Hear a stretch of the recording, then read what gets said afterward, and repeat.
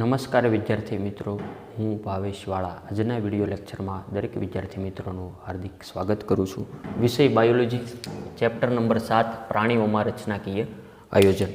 આજનો ટોપિક છે અળસિયાની અંદર આપણે છેલ્લા લાસ્ટમાં અળસિયાનું પાચન તંત્રની વાત કરી હતી. આજે વાત કરીશું અળસિયાનું રુધિરાભિસરણ તંત્ર.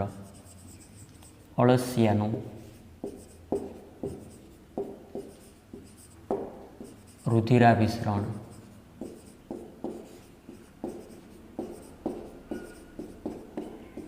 તંત્ર. તો વિદ્યાર્થી મિત્રો, તમને ખ્યાલ છે કે હવે આ હાલમાં જે 11મો મહિનો ચાલી રહ્યો છે તેના હું માનું છું ત્યાં સુધી અંદાજે વધીને 4 કે 5 દિવસ બાકી રહ્યા. મતલબ કે મેં 7મા મહિનાથી બાયોલોજીની શરૂઆત કરી, તો તેમાં ચેપ્ટર અત્યારે 7મું હાલમાં શરૂ છે આપણું. 8મું તો ચેપ્ટર ઓલરેડી લઈ લીધું, એટલે કે ટોટલ 8 ચેપ્ટર આપણા જે કમ્પ્લીટ થાય 11મા મહિના સુધીમાં. એટલે 7, 8, 9 અને 10 અને 11 આ જે 5 મહિનાની અંદર 8 ચેપ્ટર લેવામાં આવેલા છે, બરાબર. હવે 12 રેડી. 11મા મહિના પછી ડિસેમ્બર, જાન્યુઆરી, ફેબ્રુઆરી, માર્ચ અને એપ્રિલ આ જે 5 મહિનાની અંદર બાકીના બાયોલોજીની અંદર જે ટોટલ આવે છે 22માંથી 8 બાદ કાઢો એટલે 14 ચેપ્ટર થાય અંદાજે.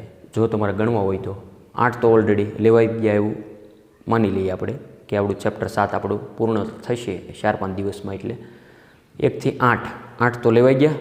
9, 10, 11, 12, 13, 14, 15, 16, 17, 18, 19, 20, 21 અને 22. 12 ને 2 14 ચેપ્ટર આપણા બાકી રહે. એટલે તમે સમજી શકો કે આગળ જે આપણે 5 મહિનાની અંદર 8 ચેપ્ટરો લીધા, તો હવે આગામી જે 5 મહિનાની અંદર 14 ચેપ્ટર લેવામાં આવશે. જો કે વહેલા પૂરા થઈ જાય તો આપણા માટે વધારે સારું રહેશે, રિવિઝન માટે પણ ટાઈમ થોડો ઘણો મળી રહેશે. એટલા માટે મેં થોડુંક વિચાર્યું છે કે આ રીતના જો લેવામાં આવશે તો આપણો સિલેબસ આવતી દિવાળીએ પૂરો થાય. નીટ માટે 11 સાયન્સ વધારે અગત્યનું છે. હું માનું છું ત્યાં સુધી 53% જેટલો સિલેબસ 11 સાયન્સમાંથી હોય છે. તો આપણા માટે 12મું છે એ નાનું છે 11માની સાપેક્ષે. 12મા ધોરણની અંદર ફક્ત 16 ચેપ્ટર જ આવે છે, જ્યારે 11થની અંદર 22 આવે છે. તો જ્યારે હું બોર્ડની અંદર લખતો હોય તો એ સમય આપણો ખોટો વેસ્ટ ન જાય, એટલા માટે હું તમને રેડીમેડ જ આપી દઈશ, બરાબર. જ્યાં સમજવાનું આવશે ત્યાં આપણે બોર્ડ વર્ક આપશું જ તે. રેડી. આ કેમ? દાખલા તરીકે હું અત્યારે એવું લખું કે અળસિયાની બાહ્ય રચના સમજાવો, તો અળસિયું લાલાશ પડતા કથ્થાઈ રંગનું છે, અળસિયામાં 100 થી 120 ખંડો આવેલા હોય, અળસિયું સમખંડીય ખંડતા ધરાવે. હવે આવું જોવાને બદલે એ હું તમને આમને એક સ્લાઇડ દ્વારા પણ સમજાવી શકું. હા કે ના? લે ભાઈ, આવું સહેલું હું ન સમજાવી શકું તમને. બાજુમાં અળસિયાનો ફોટોગ્રાફ્સ આપેલો હોય ને સાથે એનું વર્ણન આપેલું હોય તો તમે આરામથી સરળતાથી સમજી શકો. તો આ રીતના સહેલા જે ટોપિક છે એ આપણે સ્પીડમાં લેવાનો આજથી જ તે પ્રયત્ન કરીશું. જો કે વિડીયો લેક્ચરની સાઇઝ હું નથી બહુ વધારતો. વિડીયો લેક્ચરની સાઇઝ વધીને 40 થી 50 મિનિટની રહે એવો હું પ્રયત્ન કરીશ. રેડી. જેથી વધારે પડતો વિડીયો પણ બોર થઈ જશો. એટલે એટલો બધો હેવી ડોઝ પણ નથી આપતો, પણ સાથે તે આપણે થિયરીમાં સ્લાઇડ સ્વરૂપની વસ્તુથી તમને સરળતાથી શોર્ટમાં સમજાવી શકાય. ક્લિયર? તો આજે વાત કરીશું અળસિયાનું રુધિરાભિસરણ તંત્ર. હવે જે હું અહીં સ્ટેપ બાય સ્ટેપ લખું છું તે તમારે બોર્ડ વર્કની બુકમાં લખવાનું રહેશે. અળસિયાનું રુધિરાભિસરણ તંત્ર બંધ પ્રકારનું છે તે તમને ખ્યાલ હોવો જોઈએ ચેપ્ટર 4 મુજબ. અળસિયાનું રુધિરાભિસરણ તંત્ર આપણે 2 પ્રકારમાં ડિવાઈડ કરીએ સમજવામાં સરળતા ખાતર. એમાં નંબર 1 ઉપર આપશું રુધિર ગ્રંથિઓ.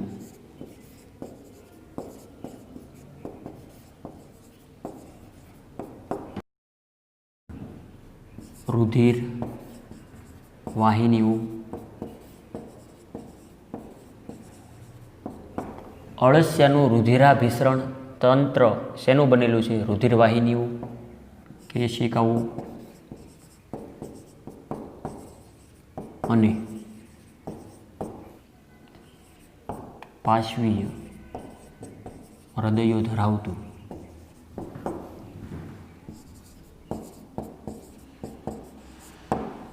બંધ પ્રકારનું રુધિરાભિસરણ તંત્ર.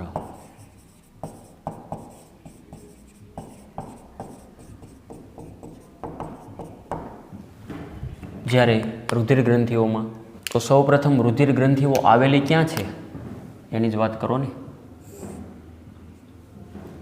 તો સ્થાન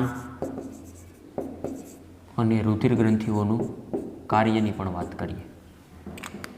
સ્થાનની વાત કરીએ તો કે ખંડ 4, 5 અને 6માં આવેલી હોય.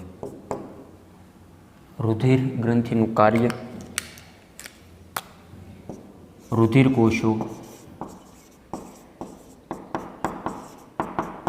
અને હિમોગ્લોબિનનું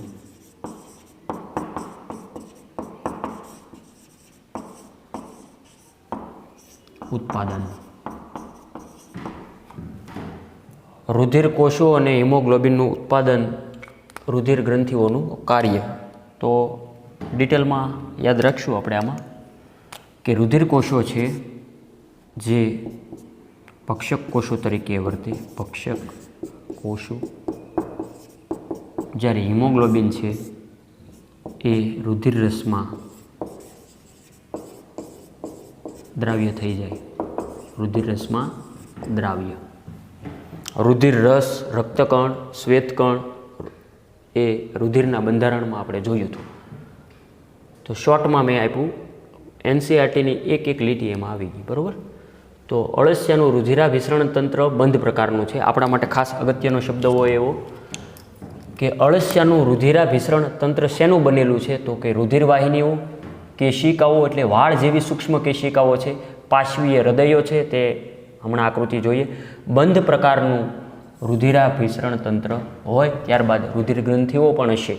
રુધિર ગ્રંથિઓનું સ્થાન તો કે ખંડ 4, 5 અને 6માં આવેલું છે. તેનું કાર્ય રુધિર કોષો અને હિમોગ્લોબિનનું ઉત્પાદન. ડિટેલમાં તો કે રુધિર કોષો ભક્ષક કોષો તરીકે વર્તે, જ્યારે હિમોગ્લોબિન રુધિર રસમાં દ્રાવ્ય છે. એટલું સમજાય કે ન સમજાય? હવે એક આકૃતિ તમને દેખાશે બાજુમાં. બંધ પરિવહન તંત્ર જોઈ શકો છો. તેમાં ખંડ દર્શાવેલા છે 1, 2, 3, 4, 5, 6, 7, 8, 9, 10, 11, 12, 13, 14, 15, 16. રેડી? ઉપરની બાજુ પૃષ્ઠ, નીચેની વક્ષ, સાઈડની પાશ્વ. તો એમાં પૃષ્ઠવાહિની સૌ પ્રથમ તમને દૃશ્યમાન થાય, દેખાય છે. ત્યારબાદ નીચેની તરફ વક્ષવાહિની. રેડી? ત્યારબાદ સાઈડમાં છે પાશ્વ હૃદયો. રેડી? દેખાય છે તમને. ત્યારબાદ જે પાશ્વ અન્નનાલીય વાહિની, પાશ્વ અન્નનાલીય હૃદયો આવેલા છે. ત્યારબાદ સાઈડમાં નામકરણ આપેલા છે. સમામિલ વાહિની, અધોછેતા વાહિની, નીચેની બાજુ પાશ્વ અન્નનાલીય વાહિની, વક્ષવાહિની, અગ્રપાશ વગેરે. તો આકૃતિના નામકરણ આપણા માટે યાદ રહે તે જરૂરી છે. રેડી? આકૃતિ જેવી તેવી તમારે દોરવાની રહેશે. એટલી બધી બહુ સજાવો નહીં તો વાંધો નહીં. ક્લિયર? હવે વાત કરીએ અળસિયામાં શ્વસન તંત્ર. આ જે વાત થાય એ બધી અળસિયાની જ થાય આજના લેક્ચરમાં. શ્વસન તંત્ર. તો અળસિયામાં વિશિષ્ટ શ્વસનાંગોનો અભાવ હોય, ભેજયુક્ત શરીર દિવાલ વડે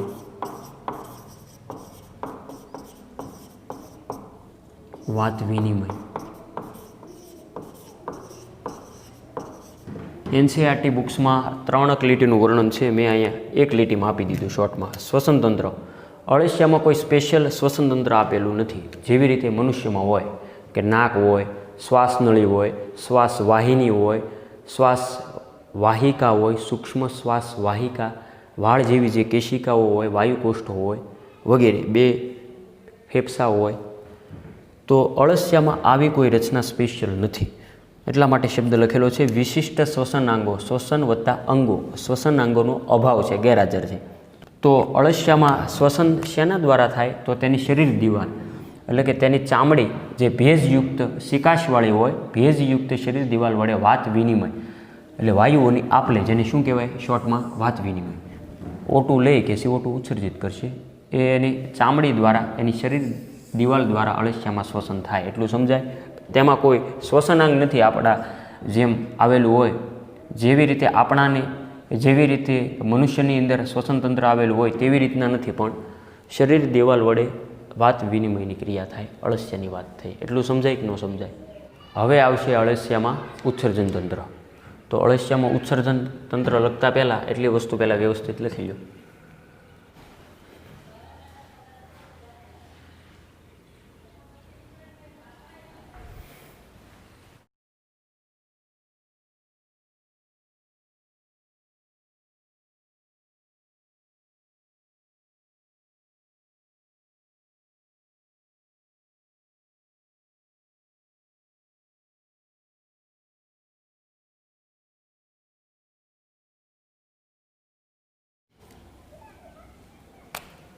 અળસિયામાં ઉત્સર્જન તંત્ર. હવે આપણે અળસિયામાં ઉત્સર્જન તંત્રની વાત કરશું. મેં કીધું એમ કે આપણે સમય પણ બચાવવાનો છે. હું સાથે સાથે લખતો જાઉં તો હાલત એની જ છે. હા કે ના? સમજણવાળી વસ્તુ આવશે ત્યાં બોર્ડવર્ક આવશે, બાકી તમને રેડીમેડ આપી દઈશ વ્યવસ્થિત. રેડી? એ પણ મહેનત કરીને જ આપું છું, રિસર્ચ કરીને આપું છું, આ વાડેધડ નથી આપતો. તો એ ઉત્સર્જન તંત્રની સૌપ્રથમ સ્લાઇડ આપણે જોઈએ. તો વિદ્યાર્થી મિત્રો, તમે સ્લાઇડ જોઈ શકો છો. ઉત્સર્જન અંગો. તો તેમાં ઉત્સર્જન ગૂંચળામય ઉત્સર્ગિકાઓ આપેલી છે. 3 પ્રકારની હોય. અનુક્રમે કંઠનાલીય ઉત્સર્ગિકાઓ, વિટપીય ઉત્સર્ગિકાઓ અને ત્વચીય ઉત્સર્ગિકાઓ. ઉત્સર્ગ અંગો છે એ ખંડીય રીતે ગોઠવાયેલા અને ગૂંચળામય નલિકાઓના બનેલ હોય, જેને ઉત્સર્ગિકાઓ કહેવાય. તેના 3 પ્રકાર છે, જે અહીંયા મેં નામ લખ્યા એ મુજબ. એમાં પ્રથમ છે જે જોયું તમે કે કંઠનાલીય ઉત્સર્ગિકાઓ, બીજી વિટપીય ઉત્સર્ગિકાઓ અને ત્રીજું છે ત્વચીય ઉત્સર્ગિકાઓ. તો તેમાં ખાસ ખંડ આપણે યાદ રાખવાના છે. તો આજે ખંડના નામ યાદ રાખતા પહેલાં એક આકૃતિ જોઈએ આપણે. તો સૌ પ્રથમ આકૃતિ તમે જોઈ શકો છો. અળસિયાનું ઉત્સર્જન તંત્ર. તો તેમાં સૌ પ્રથમ ઉપરની તરફ મુખ આપેલું છે. ત્યારબાદ ડાબી સાઈડના નામકરણ જોઈએ. મુખ ગૃહા, કંઠનળી, રુધિરવાહિની. જમણી સાઈડ કંઠનાલીય ઉત્સર્ગિકાની વાહિની, કંઠનાલીય ઉત્સર્ગિકાના ગુચ્છ, ત્વચીય ઉત્સર્ગિકા, ત્વચીય ઉત્સર્ગિકાનું જંગલ, વિટપીય ઉત્સર્ગિકા. હવે આપણા જે મુદ્દાની અંદર આવતું હતું કે કંઠનાલીય ઉત્સર્ગિકા, એ સૌ પ્રથમ તમે જુઓ. કંઠનાલીય ઉત્સર્ગિકાની વાહિની. રેડી? ત્યારબાદ વિટપીય ઉત્સર્ગિકા જોઈ શકો તમે અને ત્વચીય ઉત્સર્ગિકા જોઈ શકો. હવે વિદ્યાર્થી મિત્રો, જે આપણે સૌ પ્રથમ સ્લાઇડ જોતા હતા તે જોઈએ. તો જોઈએ, આમાં ખાસ તમારે ખંડ યાદ રાખવાના છે કે કંઠનાલીય ઉત્સર્ગિકાઓ ખંડ 4, 5 અને 6ની અંદર આવેલી છે. વિટપીય ઉત્સર્ગિકાઓ ખંડ 15થી લઈ અને છેલ્લા ખંડ સુધી આંતરખંડીય વિટપની પાર્શ્વ બાજુએ આવેલી હોય. અને આ બંને બોલે તો કંઠનાલીય ઉત્સર્ગિકાઓ અને વિટપીય ઉત્સર્ગિકાઓ અન્ન માર્ગમાં ઉત્સર્ગ દ્રવ્યોનો નિકાલ માટે જવાબદાર છે. ક્લિયર? બંનેનું સંયુક્ત રીતે. જ્યારે ત્વચીય ઉત્સર્ગિકાઓ ખંડ 3થી દરેક, એટલે કે છેલ્લા ખંડ સુધી, એ ખાસ યાદ રાખજો, ખંડ 3થી દરેક ખંડની શરીર દિવાલની અંદરની સપાટીએ આવેલી હોય. તો નીચે એરો કરીને લખેલું છે શરીરની બહાર ઉત્સર્ગ દ્રવ્યોનો નિકાલ. અને અન્ન માર્ગમાં ઉત્સર્ગ દ્રવ્યોનો નિકાલ માટે કોણ જવાબદાર છે? કંઠનાલીય ઉત્સર્ગિકાઓ અને વિટપીય ઉત્સર્ગિકાઓ. જ્યારે શરીરની બહાર ઉત્સર્ગ દ્રવ્યોનો નિકાલ માટે જો આવે વિકલ્પોમાં, તો જવાબ આવશે ત્વચીય ઉત્સર્ગિકાઓ. ક્લિયર? છે ને? એકદમ સહેલું સરળ. હવે વાત કરીશું અળસિયાનું ચેતાતંત્ર. અળસિયામાં ચેતાતંત્રની રચના પણ આપણે જોઈશું. તો સૌ પ્રથમ જોઈએ તેનું વર્ણન. તો વિદ્યાર્થી મિત્રો, તમે વર્ણન જોઈ શકો છો. અળસિયામાં ચેતાતંત્રમાં ચેતાકંદો છે, જે સામાન્ય રીતે બેવડા વક્ષ ચેતા રજ્જુ પર ખંડીય રીતે ગોઠવાયેલા હોય. આગળના ભાગે એટલે 3 અને 4 ખંડમાં ચેતારજ્જુ 2 ભાગમાં વહેંચાઈને કંઠ નળીને પાર્શ્વ બાજુએથી વીંટળાઈને પૃષ્ઠ બાજુ પર મસ્તિષ્ક ચેતાકંદ સાથે જોડાઈને ચેતાકડી બનાવે છે. મસ્તિષ્ક ચેતાકંદ ચેતાકડીની અન્ય ચેતાઓ સાથે જોડાઈને સંવેદી આવેગોનું સંકલન કરી તરત જ પ્રતિક્રિયા કરી શરીરના સ્નાયુઓને અમલ કરવા પ્રેરે છે. હવે આ વર્ણન જોઈને તો વધારે મૂંઝારો થાય કે આમાં સાહેબ કંઈ સમજાતું નથી. ભલે કાંઈ વાંધો નહીં. હવે એક રચના જોઈએ. અળસિયાનું ચેતાતંત્રની રચના જોઈ શકો છો અત્યારે તમે સ્લાઇડમાં. તો આ રચના જુઓ, સૌપ્રથમ શાંતિથી નિહાળો. તો તેમાં ઉપરી કંઠનાલીય ચેતાકાંડ દર્શાવ્યું છે તો કે યસ. ત્યારબાદ પરિકંઠનાલીય યોજી દર્શાવ્યું છે તો કે હા. અધોકંઠનાલીય ચેતાકંડ તો કે હા. વક્ષ ચેતારજ્જુ, ખંડીય ચેતાકંદ અને ખંડીય ચેતાઓ. તો આ જે રચના ઓલ્ડ સિલેબસની છે.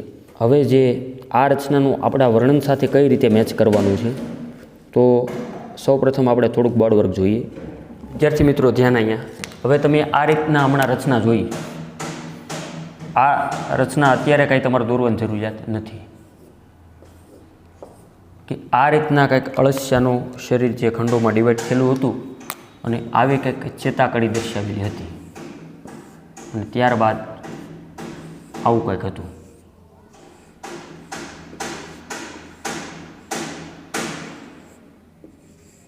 એનસીઈઆરટી બુક્સમાં રચના નથી હો, આ તો ખાલી સમજાવવા ખાતર. આ જે રચના છે અહીંયા ધ્યાન આપો, શબ્દ યાદ રાખવાના છે આપણા માટે. આ છે ને ચેતાકંદ કહેવાય. શું કહેવાય? ચેતાકંદ. આકૃતિ દોરવાની પણ તમારે નથી. ચેતાકંદ. આ 1, આ 2, 3, 4 વગેરે આવા ઘણા બધા છે એટલે આને નામ આપી દઈશું ચેતાકંદો. એટલું આવડે? આવડે. અને આ જે રચના દેખાય આવી 2 વળી આને કહેવાય ચેતાકડી. શું કહેવાય? ચેતાકડી. ખંડ 3 અને 4માં કંઈક આપેલી હતી એનસીઈઆરટી બુક્સ મુજબ. હવે જે વર્ણન હમણાં સ્લાઇડમાં જોયું અને જે આકૃતિ જોઈ એ બંને સાથે રાખીને હવે રીડ કરીએ. રેડી? એટલે હવે થોડુંક વધારે સરળતાથી યાદ રહેશે. તો હવે વિદ્યાર્થી મિત્રો તમે જોઈ શકો કે ચેતાતંત્રમાં ચેતાકંદો છે. રેડી? હવે તમને સમજાય. જે સામાન્ય રીતે બેવડા વક્ષ ચેતારજ્જુ પર ખંડીય રીતે ગોઠવાયેલા હોય છે. આગળના ભાગે એટલે 3 અને 4 ખંડમાં ચેતારજ્જુ 2 ભાગમાં વહેંચાઈને કંઠ નળીની પાર્શ્વ બાજુએ વીંટળાઈને પૃષ્ઠ બાજુ પર મસ્તિષ્ક ચેતાકંદ સાથે જોડાય અને ચેતાકડી બનાવે છે.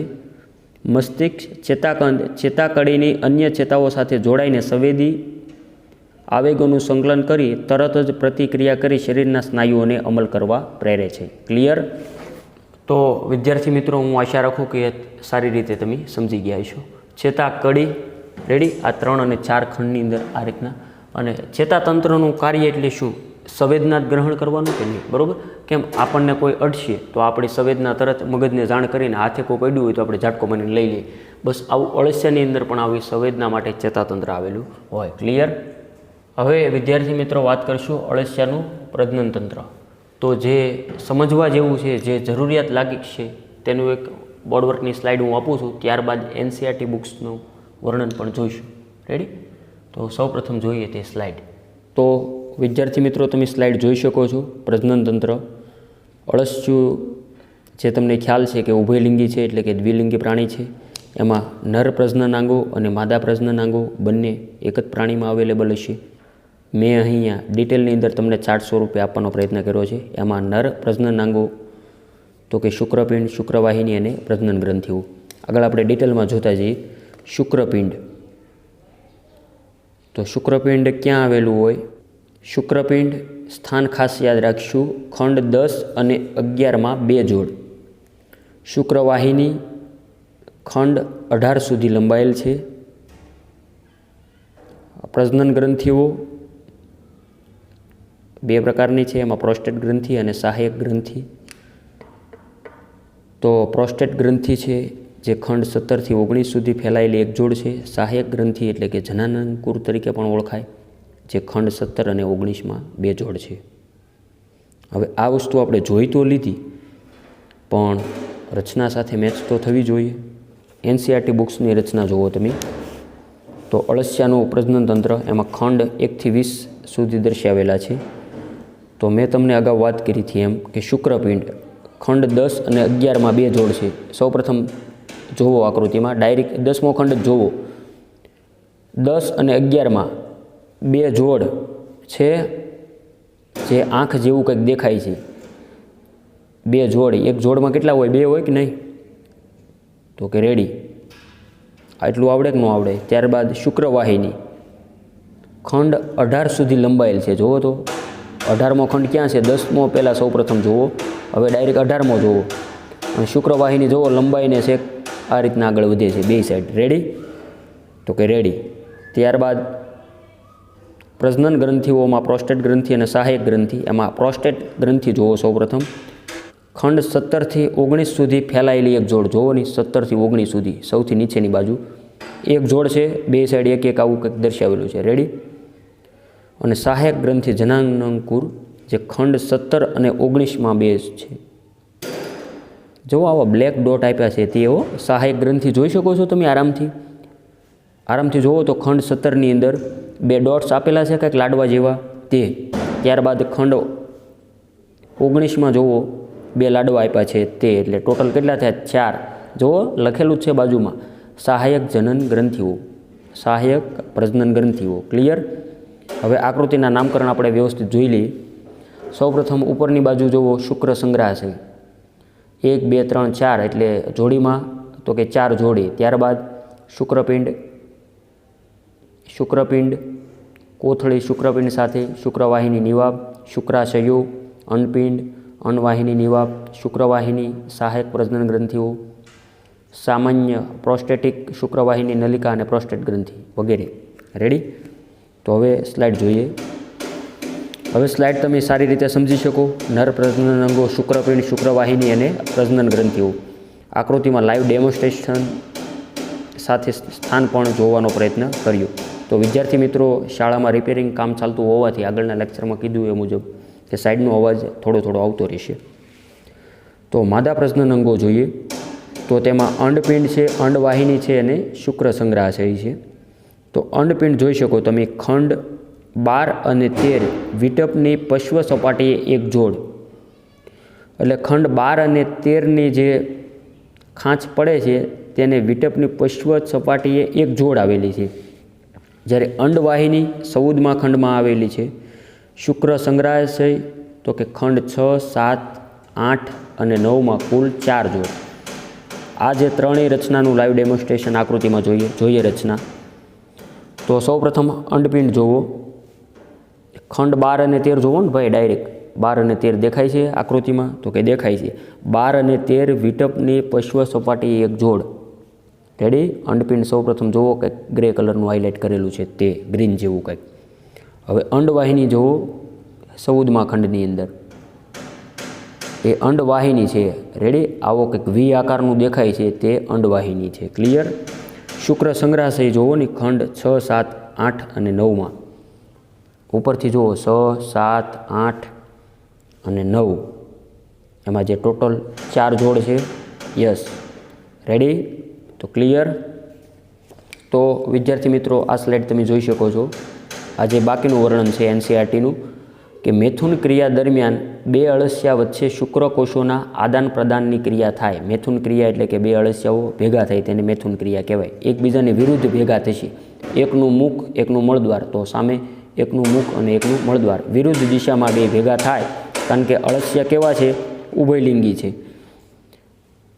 મેથુન ક્રિયા દરમિયાન 2 અળસિયા વચ્ચે શુક્રકોષોના આદાન પ્રદાનની ક્રિયા થાય છે. 2 અળસિયા વિરુદ્ધ દિશામાં જોડાય એકબીજાના સંપર્કમાં આવે છે તથા તેના જનન છિદ્રો એકબીજાના સંપર્કમાં આવીને પોતાના શુક્રકોષોના સમૂહની આપલે કરે છે.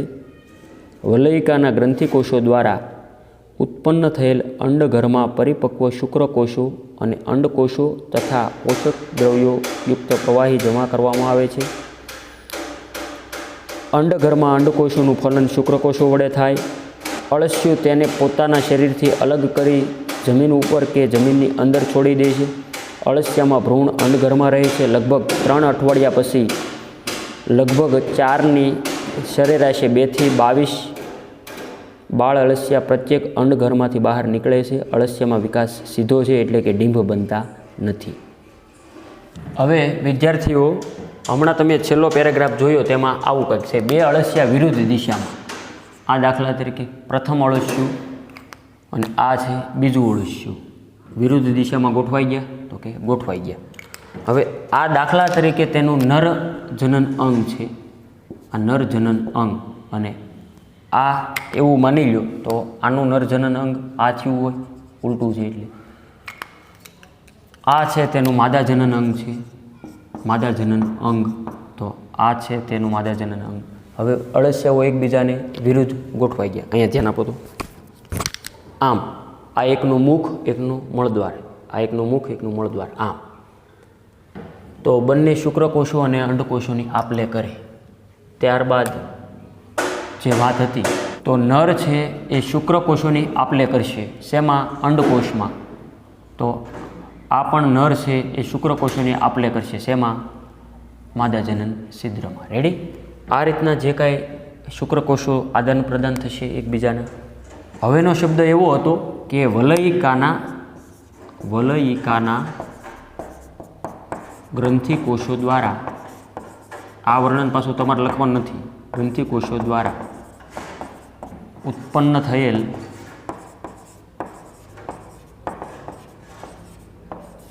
પરિપક્વ શુક્રકોષો અને અંડકોષો તથા પોષક દ્રવ્યોયુક્ત પ્રવાહી જમા કરવામાં આવે છે.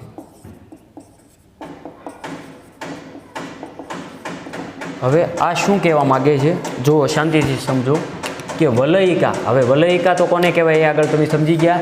વલયિકાના ગ્રંથિકોષો દ્વારા ઉત્પન્ન થયેલ પરિપક્વ શુક્રકોષો અને અંડકોષો તથા પોષક દ્રવ્યોયુક્ત પ્રવાહી જમા કરવામાં આવે.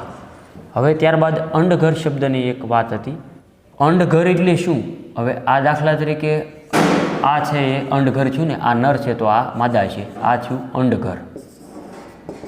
અંડઘરમાં કોણ હોય? એટલે અંડકોષ જ હોય કે શુક્રકોષો હોય? અંડકોષો જ હોય, ઓફકોર્સ અંડકોષો. તો હવે તમે સમજો કે અળસિયાના ભ્રૂણ ક્યાં રહે? અંડઘરમાં કે નરની અંદર? નરમાં તો એવી કોઈ સુવિધા હોય જ નહીં. અંડઘરમાં તે ભ્રૂણ રહે કે ન રહે? લે ભાઈ, ભ્રૂણ આમાં જ નિર્માણ થાય ને, તો ભ્રૂણ આમાં જ હશે. બાળ અળસિયું જે કાંઈ છે. હવે તમને ખ્યાલ છે કે અંડઘરની અંદર ભ્રૂણનું નિર્માણ થાય. અળસિયાઓ ડીંભ નથી મેકતા, બરાબર? ડાયરેક્ટ સીધો વિકાસ થાય, એટલે કે ડાયરેક્ટ બચ્ચાને જન્મ આપે. શેમાંથી? અંડઘરમાંથી. આ દાખલા તરીકે અંડઘર છે, બરાબર? તો અંડઘરમાંથી અમુક સમયે 2 થી લઈને 22, દરેકમાંથી 2 થી 22 અળસિયાઓ સમયાંતરે મુક્ત થશે. ડાયરેક્ટ સીધા બચ્ચાને જન્મ આપે. 2 થી 22 આમાંથી પણ અને આમાંથી પણ. રેડી? ઈંડા મેકતા નથી, ડાયરેક્ટ સીધા બચ્ચાને જન્મ આપશે અળસિયા. તો આ થયો અળસિયાનું પ્રજનન તંત્ર. ક્લિયર એટલું?